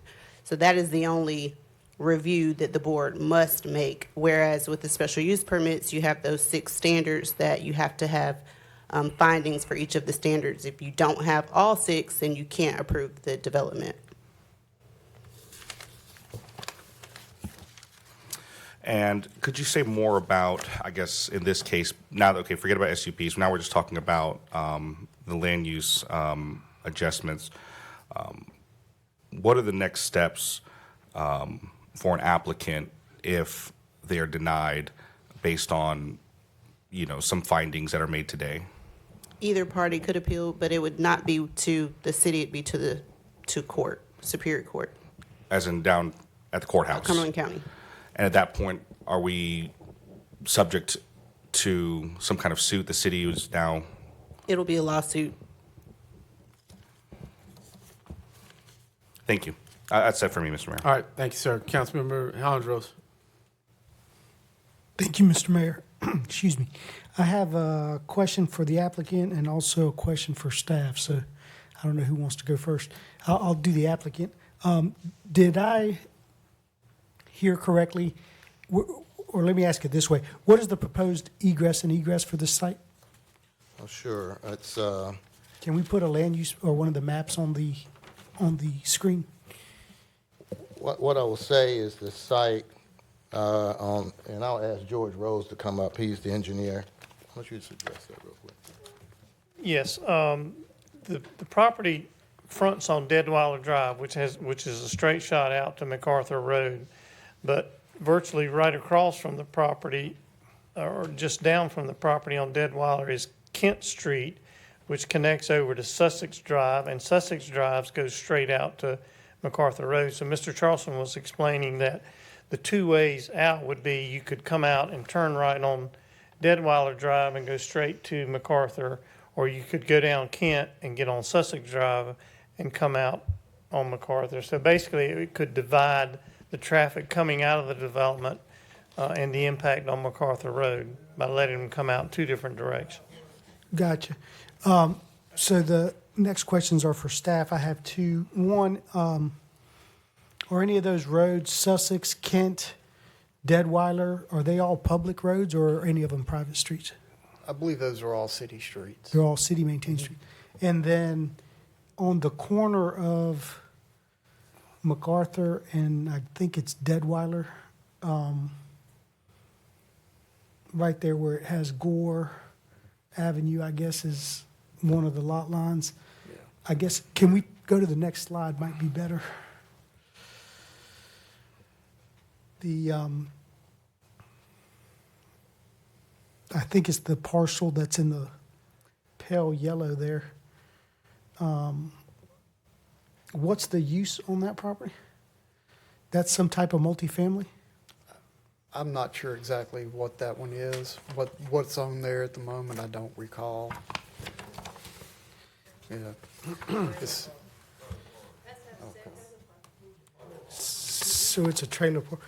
Or is a mobile home park currently allowed in SF6, or is that one that's grandfathered? That would have to be grandfathered in. It's not currently allowed in that district. Because the only district's what, MR5? Well, no, there's actually an overlay district that allows mobile home parks and so there's not one there. So that's pre-UDO that would have been there. Okay, I'm trying to see where I found it. I think it was this packet from the opposition.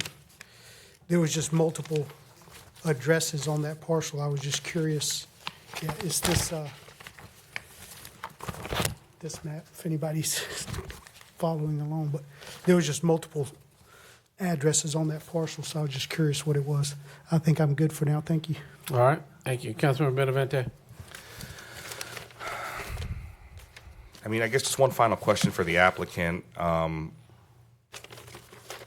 Just kind of comparing the map that was provided by the opposition, and I guess in your application, the annual average daily traffic you guys wrote was 10,500. I'm assuming y'all just meant from one direction, as opposed to, I guess, this map showing multiple directions.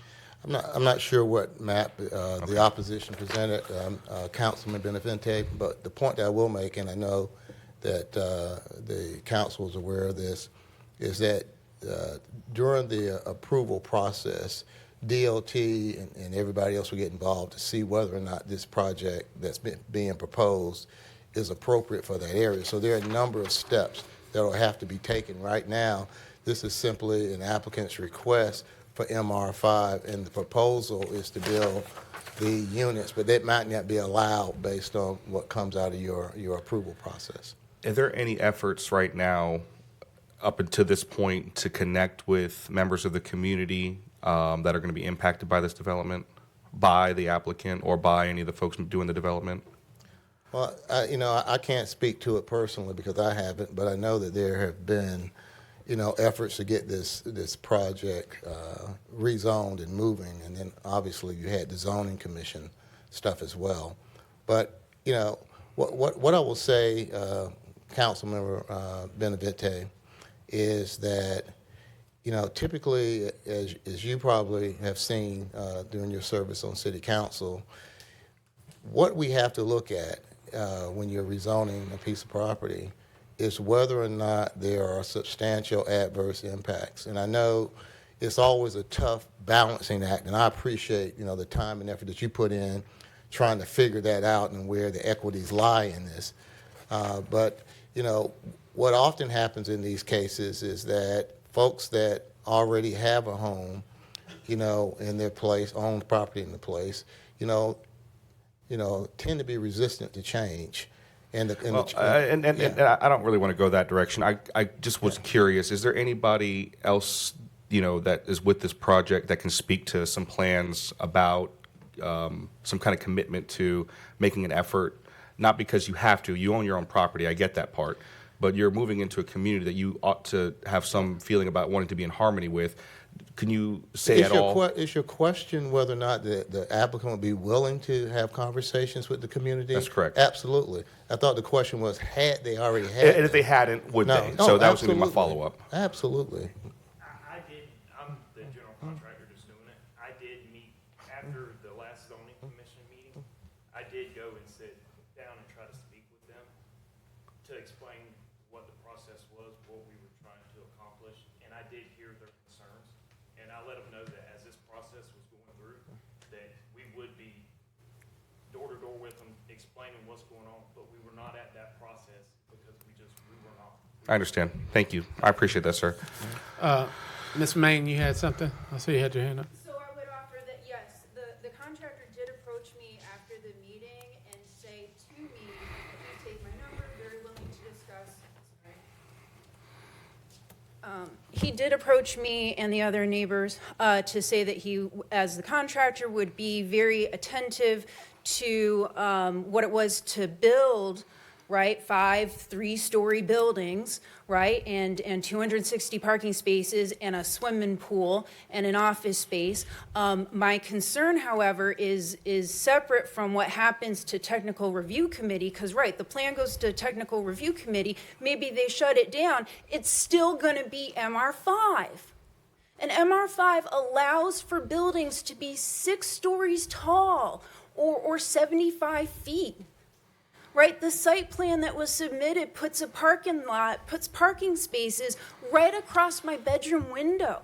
Does she have time? Is there a time limit? No, but He approached me afterwards, but he's not the one driving this. He's the next step. I'm focused on right now. Right. So I did want to get her response too, since a statement was made pertaining to her, since she's the spokesperson. Thank you. Thank you, Ms. May. All right. I just have a motion I'm prepared to make, All right. unless there's any other questions or comments. All right. Councilman Benavente. Thank you, Mr. Mayor. I move that we approve the map amendment as presented based on the evidence submitted that's consistent with the further future land use plan as demonstrated by the attached consistency of reasonable statement. I also have discussion after, if there's a second. All right. There's a motion by Councilman Benavente, seconded by Councilmember Green. I'm sorry. Wait a minute. Saw some other names in there. Councilmember Davis, were that questions? Second. All right. Councilmember Green. All right. Discussion. All right. Councilmember Benavente. Thank you, Mr. Mayor. We're going to call it the Deadweiler Community Watch for right now. I know it hasn't been established just yet, but seeing the number of community members that have come together, y'all need to organize and y'all need to make sure that you guys are consistent in the work that you're doing together to get the outcomes that you want. You've shown in this work product really relevant issues that I've already kind of shared with some of our assistant city managers. When you talk about some of the concerns about public safety, having your watch commander from the police department come regularly to be able to discuss and work on those things with you, to have city staff who maybe didn't address things in a timely fashion have to come in front of you and explain why. Those are the kinds of things that you all need to recognize is well within your power and your ability. When it comes to issues of traffic, that strain that comes with growth, you guys have to be clear with folks from NCDOT that we can bring, that they need to put stoplights, widen roads, do all the things that they need to do to make this area continue to serve you in the ways that you want. Let's talk more, as we move forward with how to keep y'all organized so you guys can get the things that you want. A lot of the issues, though, I don't believe denial would stop this development. And I've got to be responsible to, the broader community, our tax dollars, and potential legal action that can come from this. Nevertheless, there's very relevant issues that you guys have brought up, separate and apart, I believe, from the zoning issues that y'all have to stay together on and have to continue to work together, meet regularly, so that you guys can accomplish these things. And I hope that I can be a part of that so that we can get to those outcomes. That's the end of my comments, Mr. Mayor. I don't know if there's any others. All right. Thank you. All right. Council, any other discussion on this item? All right. Seeing none, Council, I look to you for action on the Green Benavente motion.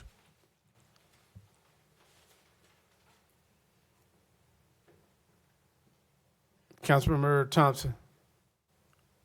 Green, Mr. Mayor. All right. Motion carries unanimous by those voting. All right. Council, moving to item 10.02, tobacco hemp retail amendment. Yeah, I'll call on you. Just give it a minute.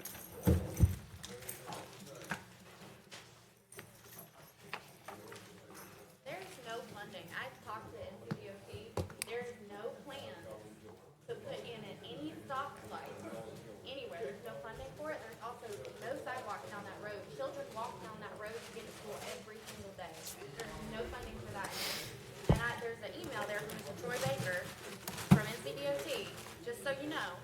said there are 0 plans. They did put in a stoplight from 295. They're also putting in a huge recreation center with 11 ballparks that's gonna have over 700 parking spaces right down the street from that, where it's over the 20,000 per day that come through there. And there's no plans to widen, it's a 2-lane road. It's 17 feet, our road is 17 Ma- feet. I understand. No money. There's Well, nothing, well, you know, and he two has two no vision. points. So I'll speak to you off mic for it because It's frustrating. My grandma had that house built, that was her dream house after my grandpa died in Vietnam. There's neighbors that grew up on that road.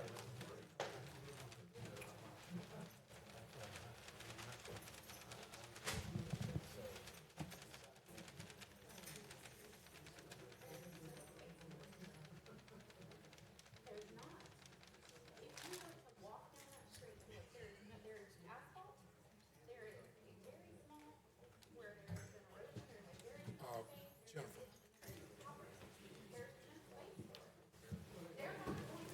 Hey, council, let's just take an opportunity, take a little quick break while the mayor's doing his sidebar.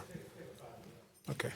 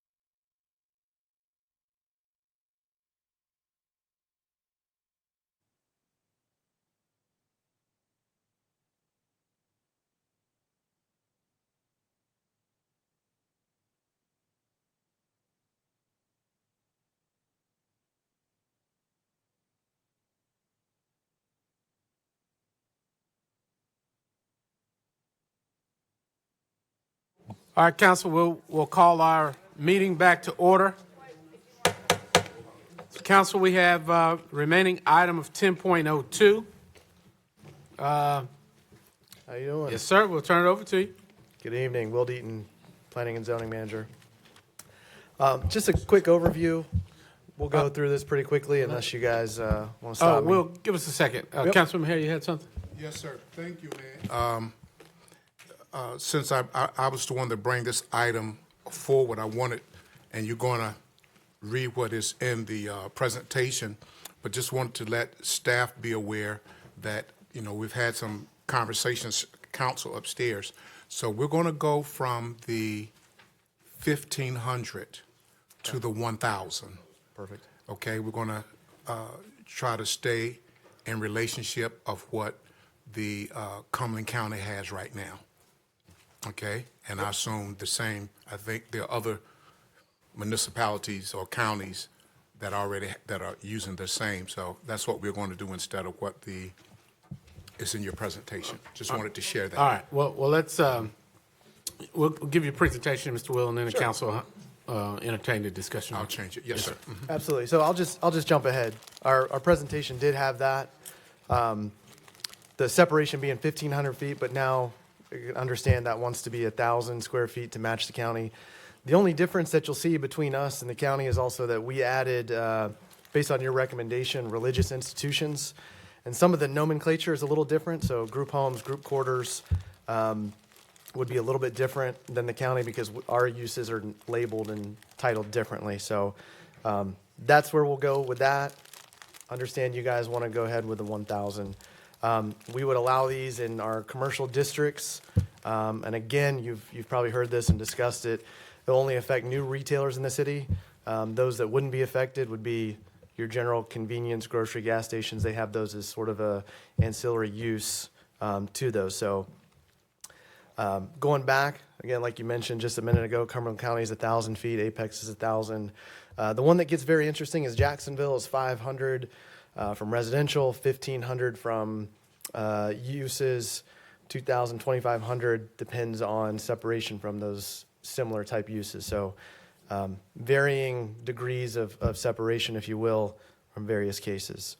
We're going to add a definition into the text of the UDO based on general statute definition, tobacco products to include all those listed, and THC that continues on any device, electronic device that delivers nicotine, hookahs, pipes, cigars, you name it, coming straight from the county. So we're moving to recommend the proposed text amendment with the modification down to 1,000 to mirror the county. Any other questions that you might have, more than happy to answer for you. Thank you, sir. All right, council, I do have some questions. I'll go to Councilmember Green, then Benavente. He was first. Okay, well, mine puts it in order from bottom to top, I know, so I'm sorry. they're backwards. All right, so Benavente and then Green. Tell me your name again. Will. Mr. Will, do you mind pulling up the list of the other cities again? Yep. You mentioned that the other difference between our ordinance and the counties is that the county does not include religious institutions in there. That is correct. Now, looking at this, what other cities also don't include that? I don't know offhand with these. The only other difference that we have is in the language, ours group quarters also is a different type. Everybody describes their uses differently. Sure, but it matters because that can have a huge impact on where things can go. So why did we add those two? Oh, because the county has we added group homes, parks, residential rehab, group quarters, and group homes because our definition is very similar to those.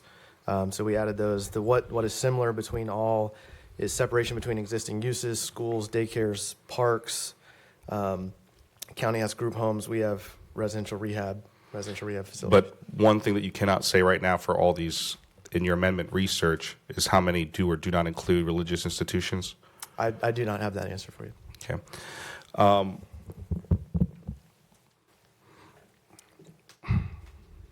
I'll stop on my questions now. I just have commentary later. All right. Councilmember Green. Thank you, Mr. Mayor.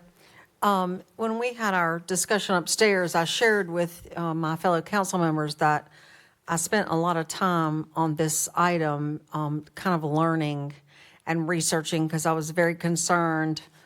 In my professional life, I'm a realtor and developer, so it's difficult to separate some of these items for what I know is needed versus what's the best thing for the broad base of the community. I asked Chief Braden a question, and I'd like for him to come up so I can ask the same question so everyone that's watching from home is privy to this information as well. Chief, can you tell me about Operation Vapor Trail? Yes, Operation Vapor Trail, it was a joint task force operation with the DA and the Southeast Region Violent Crimes Task Force. It was to identify tobacco, vape, smoke shops within our area that were conducting illegal activities, selling THC products within their stores. Basically, it was a 2-day operation within the city limits of Fayetteville, which time Fayetteville police officers, with the assistance of ATF, DA, and other federal agencies, executed 64 search warrants total within the city limits of Fayetteville.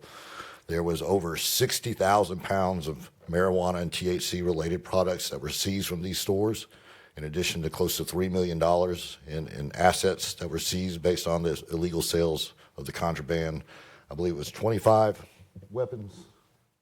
24, 25 weapons that were seized on premises of these sites as well. Thank you, Chief. I appreciate it. That the numbers to me kind of said it all. My desire to have good, safe businesses and small businesses. Those numbers, it's hard to ignore those numbers when you're looking at other factors. So I just wanted everyone to be privy to that so that you'd know kind of the basis of what we got to hear upstairs. Thank you, Mr. Mayor. Thank you.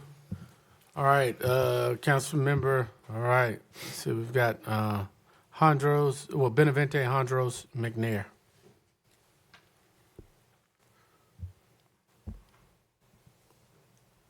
I think that's out of order again, Mr. Mayor. I'll. All right, listen. We'll clear the screen because some of these are still on here. So we'll go to Councilmember Hondros, McNair, and then I guess. All right, we'll pick it up from there. Thank you, Mr. Mayor. And I'll preface my comments. You know, we talk about affordable housing and other initiatives from an aquatic center to theme parks that are on our wish list that we would like to see in our community. All of those things take tax dollars. So I always have concerns and reservations for policies or ordinance that either are anti-private property rights and or anti-small business or create an additional barrier for small businesses. Having said that, I do have a question for staff. If you could put the presentation on slide, I believe it's 4 or 5, amendment highlights or amendment research. It appears, or according to this, businesses not affected are convenience stores, grocery stores, gas stations, retailers that typically sell some of these products. How would, administratively, how would staff go about determining what is a convenience store versus what is a smoke shop, tobacco shop, vape store? Thank you, Councilman Hondros. In most cases, that would be, typically we would review that at the application stage as they come through and describe what they're doing. And if we were able to get this amendment in, it'd be a specific line item use category that we'd be able to verify against the application. A lot of convenience, grocery, gas. A gas station is going to have some convenience aspect, a smaller portion than these uses typically would, and it would be their primary function. So as it comes through building, as it comes through zoning, and then we have the process of looking at even the signage application for it, understanding what their use is and what their desire is. And then we have the ability to typically do an inspection before the CO is complete, before any building or zoning signs off on it. A lot of these will probably be, some of these will be after the fact, I'm sure, as the use comes in and it changes and evolves in the future. So you say CO, which is a certificate of occupancy. So typically, if they're not doing renovations, to the premises, what permits that we don't require a business license anymore? So what permits are they pulling? Yeah, it would be potentially a building permit and maybe a change of use from what's typically, if it's freestanding or in a strip center or an upfit, potentially, we'd be able to try and track and flag those. And then also, they do generally come in for signage. In some cases, potentially, these uses may also apply for an ABC permit, something of that nature. ABC lottery, something. Yep. So in addition to the application where it's kind of, we're at the mercy, if you will, of the applicant accurately stating what the use is going to be, because I presume we're not going to be auditing sales receipts. So would it be a percentage of, could you determine that per the percentage of floor space or display space that they're using to market these products versus, I mean, I don't go into these establishments frequently, but the ones I've been in, some of them are pretty almost exclusive tobacco, smoke, vape products, and others have potato chips, drink coolers, just like you see in a convenience store, just don't have any fuel pumps. So would any of those be determined during your inspections, post or pre or post inspections? Yeah, it depends on how they get it. If they get a stocking permit to get in there before CO, and then you can visually kind of inspect.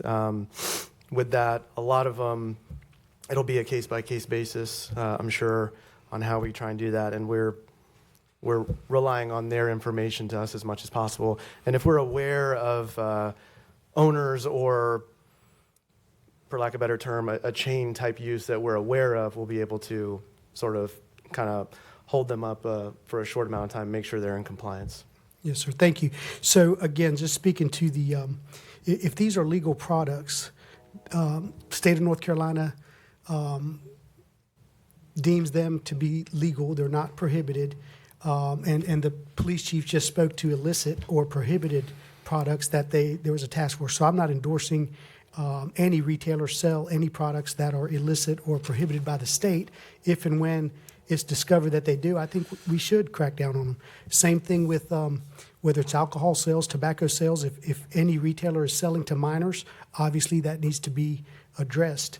But when there's a legal product, I'm just leery and have reservations and concerns of going after one product type, in this case, tobacco and vapes, versus other, even if we deem them harmful or not particularly nutritious or helpful to us. Fast food is one that an argument could be made is just as bad. We don't limit them from each other. Auto sales, there's other types of businesses that are either adjacent to each other or across the street. Mr. Deaton, do you know offhand if there's any, I think you spoke to group homes, is there any other commercial use that we restrict how close they can be from another established use? For your retail and commercial, in that sense, if you'll call it that, adult entertainment requires a separation 1,000 feet from itself. There are a number of separations, though, but they're generally the institutional group homes, transitional, child care, therapeutic, very different situations for all those. And some of those can even reduce separation through a special use permit. So for general retail use, not so much. Thank you. I think I'm okay for now, Mr. Mayor. All right. Thank you, Councilmember McNair. And then I have a comment before I go for the second round. Thank you, Mr. Mayor. I want to thank Mr. Hare for bringing this item to the table. But however, I think that it is important that we work alongside each other and our constituents at the same time. However, we need to iron out a few kinks before moving forward. That's how I feel and see things. So due to the fact that, in my district, District 7 has a large number of vape stores that's been there for a while without setting a standard by educating our community and these business owners. I think that's something that we should add to this particular item. I spoke with Mr. Hare about it earlier, and he agrees with educating the community about these products. I'm not happy about hemp, and especially over the 1% state law legal percentage being sold in our communities and to our children. But however, I think education is key with everything that we do as a city moving forward. Thank you, Councilwoman. Before I go to Councilman Benavente, I just wanted to share a few facts with you. And in your list of examples, Wake County, one of the most populous counties in the state, has a ban. And recently, on the North Carolina Association for County and City Health, as they quoted the North Carolina Department of Health and Human Services, says limiting tobacco retail density near schools and parks is crucial in tobacco control as it reduces youth exposure to tobacco products. Proximity to these areas increases the likelihood of underage smoking being initiated. By implementing zoning restrictions, we can create an environment less conducive to tobacco use by our youth, ultimately curbing the prevalence of smoking and its health risks. And it goes on. I'll share that website with you. 2.5 million underage people were reported in 2022 from using tobacco and vapes. Youth usage of tobacco has increased 1,000% since 2011. That is the reason why this is regulated differently. The government is made to put safeguards around, not to try to be a guide as to this is hardly what you would compare to a fast food store, because I doubt that you could see the same impact that's being had on our youth, 1,000% increase by people eating more cheeseburgers or hamburgers or Happy Meals. I mean, you could, but to even compare the difference between a regulated item and an unregulated item, I think is apples and oranges. But Wake County put guidance around schools, parks, greenways, each other, and residential areas, which I think has been left out of this discussion. So I'll finish my other comments in a moment once I get myself together. Councilman Benavente. Thank you, Mr. Mayor. You said it was Wake County. Does Raleigh have one? Couldn't find anything in there. You do. I think that's interesting. City Attorney, can you explain why it is that it seems like the counties and their Health and Human Services realm are the ones doing this, and not necessarily Raleigh, and not necessarily cities? Unfortunately, sir, I can't speculate. I guess maybe a better question is the county's oversight of density on the topic of these types of stores going to impact inside city limits as well? No. So for the county's ordinance, it only applies to the unincorporated areas. I feel like everyone's just kind of making comments, even though we haven't made a discussion yet. So I guess maybe I'll just do that now and hope that, because I think I already counted 5 and 6 online that are probably going to approve this. I'm hoping that I can change at least one mind to take it a little slower, because if the issue that we have before us is issues of public safety, that's the first I'm hearing of it. I think that there are, officers, there's laws, there's things in place for any sort of illegal sales to minors and otherwise. I don't think that density is really a crime-fighting strategy that we should be showcasing as and proffering as evidence for this process without it actually being proven to have an impact on those things. I don't think the type of product you sell at your store necessarily means that you're a hotbed for criminal activity. And I think that's what we're saying today if we try and correlate a very specific operation to this ordinance. I don't think those two things ought to be discussed in the same breath, because we're essentially saying that anyone who wants to do this type of business is therefore criminal. I think we should be very wary of that, because people do business in this community who are renting, vacant storefronts that shouldn't be discouraged, I think, in this way without there being real evidence that we're doing it for some greater public good. People don't like the smoke shop across the street from Massey Hill High School. I get that. This wouldn't do anything about that. Those places already exist, and this is for future, establishment of things. So I guess I'm still trying to understand why we're doing this, specifically for what purpose, and what the outcome is, because so far I don't think that the density issue actually attacks issues of the youth getting a hold of things that they're probably getting online or from their friends. If we want to address that issue, let's get to the root of it. I liken this to efforts by government to try and control reproductive health procedures, right? Outlawing those things doesn't make it less likely to happen. It just changes the way that people go about acquiring those services. So if we really have an issue with tobacco use by minors, if we have an issue with, whatever it is that I think this idea was proffered for, I haven't heard any evidence that says density somehow addresses any of those issues. What I do feel like this will have an immediate impact on is property owners, commercial real estate, business owners who are starting for the first time their efforts in Fayetteville. And if we're supposed to be a city that is growing and developing business, this is the antithesis of that. And if you have a good reason for putting a kibosh on that development, I haven't heard one yet. I've heard a lot of efforts to try and connect it to crime and try and connect it to, these stores that we don't like being in certain locations. But this wouldn't actually affect any of that. So what are we really trying to do today, except some kind of virtue signal for something that isn't going to actually apply to having an impact on the issues that supposedly are kind of floating around here? So that was more of a discussion than questions, but everyone else was doing it. Thank you, Councilmember. Councilmember here.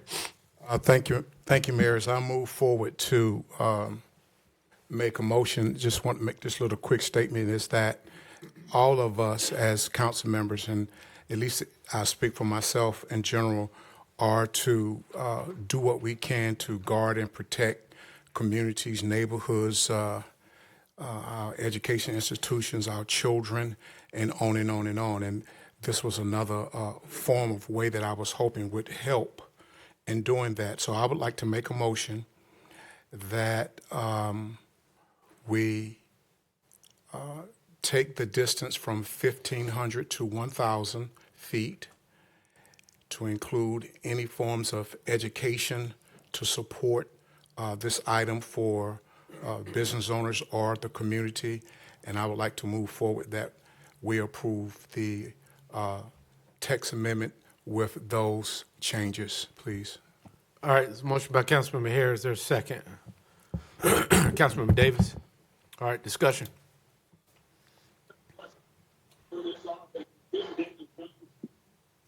All right, Council, I look to you for action.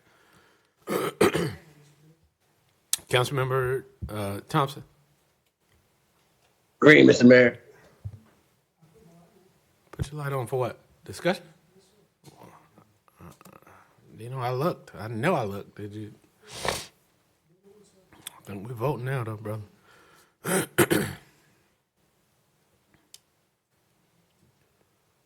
All right, who hasn't voted? All right, motion carries 7-3. Motion to adjourn. So move. Thanks, everyone.